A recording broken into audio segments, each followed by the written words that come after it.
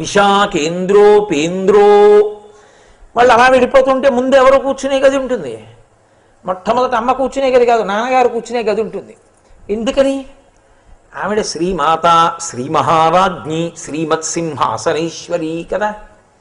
ఆవిడ ఎంత గొప్పదైనా తాను పెద్దరికం వహించదు. ఎందుకు వహించదో తెలుసా? అది సౌందర్యలహరి. సౌందర్యలహరి అన్న మాటకు అర్థం ఏంటంటే, సౌందర్యం అంటే బాహ్యమైన అందం కాదు, అంతఃసౌందర్యం, పతివ్రతా సౌందర్యం, అమ్మ సౌందర్యం. అది సౌందర్య లహరి, ఆ ప్రవాహం. ఆమె భర్తకి గౌరవం ఇస్తుంది. అందుకని ఆవిడ గొప్ప పతివ్రతా స్వరూపిణి. అమ్మవారి దగ్గర ఈ ముగ్గురు పిల్లలే. సుబ్రహ్మణ్యుడు సరే సరి కొడుకు, కోరి కోరి కన్న కడుపు ఆవిడది. ఎందుకంటే సుబ్రహ్మణ్యుడు నేను పార్వతీదేవి స్పర్శతో పుట్టనుగాక పుట్టనన్నాడు ఆయన. ఎందుకని? సనత్కుమారుడు ఆయన, మహాజ్ఞాని.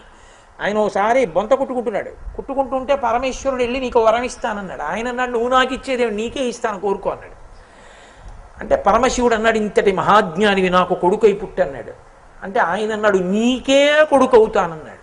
అంటే పార్వతీదేవి ఏంటి నీకే అంటే ఏంటి? నీకే అంటే నాకు కూడా అంది. ఆయన అన్నాడు, అమ్మ అలా నాకు అది కుదరదు, నువ్వు ఎంత జగన్మాతవైనా నేను గర్భవాసం చేయను. అదేమిట్రా నాయన, నీ వంటి వాడు నా కొడుకు కాకపోతే అలా అవ్వవలసిందే అంది ఆవిడ. అయితే ఓ రాజీకి వద్దాం, నువ్వు ఒకనకొకప్పుడు శరవణ తటాకంగా రూపాంతరం చెందావు, నీటి సరస్సుగా హిమాలయ పర్వతం మీద, అందులో పడి బయటికి వస్తాను, అందుకని నా పేరు శరవణ భవ. ఆయన మంత్రం కూడా అదే. అందుకని నీ తటాకంలో పడి పైకి వస్తాను కాబట్టి, నీ శరీరము తటాకమైంది కాబట్టి నీ కడుపులోంచి పైకి వచ్చినట్టే, కడుపులో పడుకోమని అడక్కవు అన్నాడు. కోరి కోరి తనకి కొడుకుగా వరించింది ఆవిడ. నా కొడుకుగా పుట్టరా అని అడిగింది కాబట్టి ఆయనకి సుబ్రహ్మణ్యుడు ఆమె కుమారుడు. అందుకని ఆవిడ దగ్గరికి వచ్చేటప్పటికి పుత్రభావనతో కూర్చొని అమ్మ నోటి వంక చూస్తాడు. ఇక రెండవ ఆయన విష్ణువు కొడుకు ఎలా అవుతాడండి? ఇప్పటిదాకా మీరు నారాయణ నారాయణి అన్న చెల్లెళ్ళు అన్నారు కదా, లలితా సహస్రంలో లేదు, కరాంగుడి నఖోత్పన్న నారాయణ దశాకృతి. అమ్మవారు ఇలా అందోసారి అంటే వేల చివర్ల నుంచి ఇటు 5 వేళ్లలోంచి దశావతారాలు పైకి వచ్చాయి. ఇప్పుడు ఆ 10 అవతారాలు అమ్మవారి కొడుకులా కారా? విష్ణువు 10 అవతారాలు ఆవిడ కొడుకులే కాబట్టి విష్ణువు కొడుకు. ఇక ఇంద్రుడు చెప్పనే అక్కర్లేదు అసలు. ఆ శచీదేవి కోరి కోరి పూజ చేస్తే కొడుకు కాబట్టి ఐశ్వర్యం ఇచ్చింది ఆవిడ. కాబట్టి పులోమజార్చిత అని లలితా సహస్రంలో ఓ పేరు ఆవిడికి. కాబట్టి ఇంద్రుడు కొడుకు, కాబట్టి ముగ్గురు కొడుకులు కాబట్టి ఆవిడ జగజ్జనని అమ్మ. వాళ్ళు ఆమెని చూసేటప్పటికీ చిన్నపిల్లలు అయిపోతారు. ఆ కుర్చీ దగ్గర అటు ఇటు ముగ్గురు కూర్చుని కుర్చీ మీద చేతులేసి అమ్మ నోటి వంక చూశారు. అమ్మ నోరు ఎర్రగా ఉంది, చంద్రుడు ఏదో చిన్న చిన్న చిన్న చిన్న ముక్కలైనట్టుగా తెల్లగా నోట్లో ఉన్నాయి. ఏమిటి? కర్పూర కళికలు. అమ్మ ఎప్పుడు తాంబూలం వేసుకున్నా కర్పూర వీటికామోద సమాకర్ష దిగంతరా. అసలు అమ్మవారికి ఇచ్చే తాంబూలం వేరుగా ఉంటుంది, మనం పెట్టే తాంబూలం కాదది. అది ముక్తా చూర్ణీల సంయుక్తం తాంబూలం ప్రతిగృహ్యతాం అని మంచి ముత్యాన్ని తీసుకొచ్చి కాల్చి గుండ చేసి వెయ్యాలి తాంబూలంలో. అది కానీ ఇంత వేశారనుకోండి నోరు బొబ్బలెక్కిపోతుంది. సూది మొనతో తీసి దాని మీద పెట్టాలంతే, అంతే గుండ వెయ్యాలి. అంతకన్నా ఎక్కువ వేస్తే నోరు బొబ్బలెక్కుతుంది వేసుకున్న వాళ్ళకి. అంత శక్తివంతం.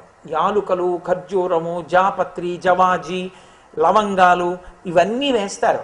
ఆ వాసన దిగ్దిగంతములు దిశల యందు ఉన్న వాళ్ళని ఆకర్షిస్తుంది. ఆ సువాసన తాంబూలం అంత గొప్పగా ఉంటుంది.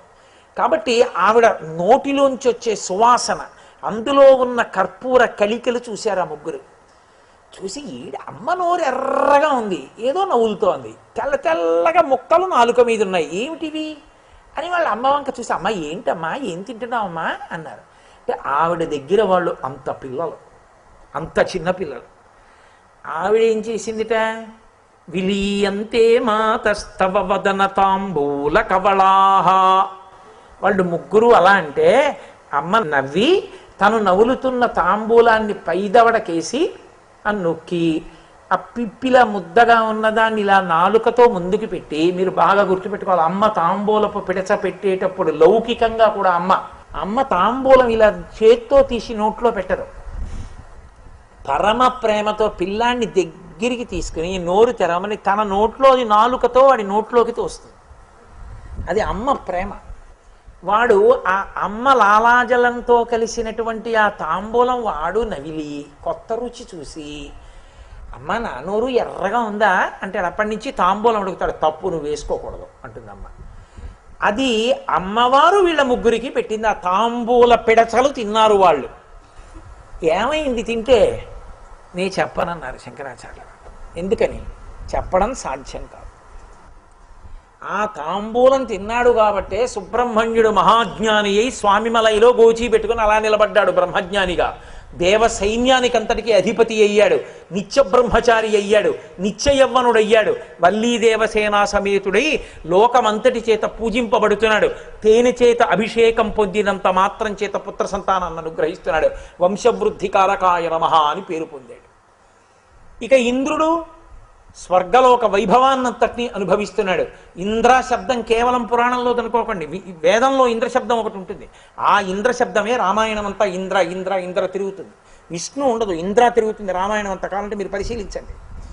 కాబట్టి ఆ ఇంద్రుడంతటి వైభవాన్ని అమ్మవారి తాంబూలపు పిడచ తిని పొందాడు. విష్ణువు శ్రీ మహాలక్ష్మికి భర్త అయి లక్ష్మీనారాయణుడు అనిపించుకున్నాడంటే అమ్మ నోటి తాంబూలపు పిడచ తిని. ఇంతమంది రాక్షసుల్ని నిగ్రహించగలిగి దశావతారాలు ఎత్తి ధర్మ సంస్థాపన చెయ్యగలిగాడంటే పరదేవత యొక్క తాంబూలపు పిడచ తిని. కాబట్టి ఇన్ని చెయ్యగలిగిన సమర్థత ఎక్కడి నుంచి వచ్చిందంటే అమ్మవారి తాంబూలపు పిడచ తినడం వల్ల వచ్చింది. ఆ నోటి వంక ఒక్కసారి ధ్యానంలో కనబడితే చాలు భర్తకొస్తున్న గండం తొలగిపోతుంది. ఆ శ్లోకం రోజు చదివి పరదేవత దగ్గర తాంబూలం వేసుకుంటే, అమ్మవారి నోటిని దర్శనం చేసి వేసుకుంటే భర్తకి గండకాలం తొలగుతుంది, సువాసినిత్వం నిలబడుతుంది, బిడ్డలు పుడతారు, ధర్మమునందు అనురక్తి కలుగుతుంది, సువాసిని పూజ చేయించుకునే అర్హత కలుగుతుంది.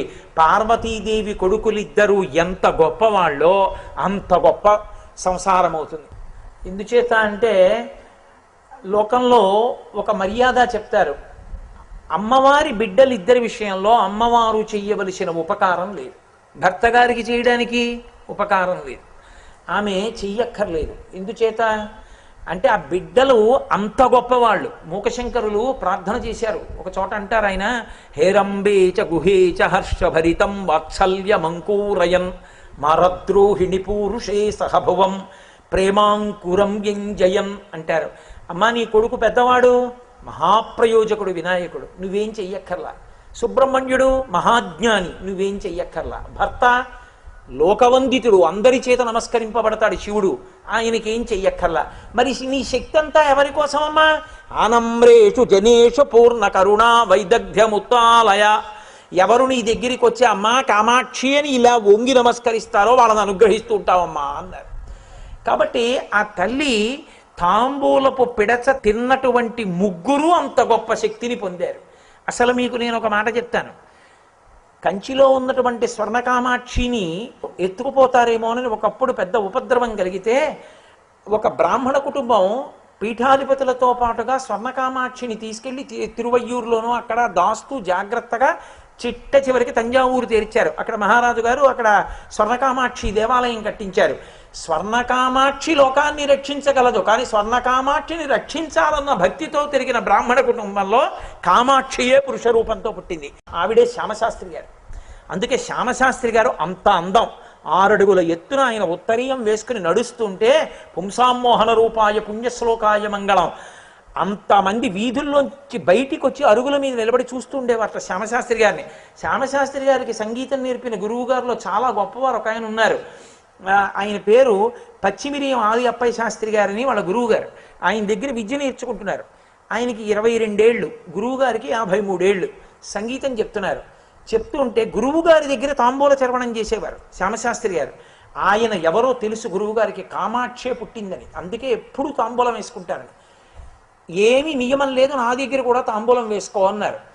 పాట పాడుతుంటే ఒక రోజున శ్యామశాస్త్రి గారు పాట పాడుతుండగా దగ్గు వచ్చింది. ఆ తాంబూలం వెళ్ళి గురువు గారి ఉత్తరీయం మీద పడింది. గభాలన శ్యామశాస్త్రి గారు లేచి నా ఉచ్ఛిష్టం పడింది క్షమించండి అని తుడుస్తున్నారు. గురువుగారు అన్నారు, ఎప్పుడు శ్యామశాస్త్రి అని పిలిచేవారు కాదు, కామాక్షి అని పిలిచేవారు. కామాక్షి నీకు తెలుసు, నాకు తెలుసు, ఎప్పటికైనా నీ తాంబూలపు పిడచ పడాలని సంగీతం నేర్పాను, నీకు రాదని కాదు, నా జన్మ ధన్యమైంది, తొడవద్దన్నారు. ఆ తల్లి తాంబూలపు పిడచ అంటే అంత గొప్పది. కాబట్టి విశాఖేంద్రోపేంద్రో శశి విశిద కర్పూర శకలా విలీయంతే మాతస్తవ వదన తాంబూల కవళా. ఆ తాంబూలపు పిడచలు తిన్నటువంటి ఆ ముగ్గురు ఎంత శక్తి పొందారో, ఆ తాంబూల చర్వణం చేస్తున్న నోరు ఆ తాంబూలపు పిడచ ఏం చెయ్యగలదో నీ చెప్పలేనమ్మా. అందుకని అంత గొప్పది కాబట్టి నేను ఫలశ్రుతి చెప్పను, అలా వదిలేశాను.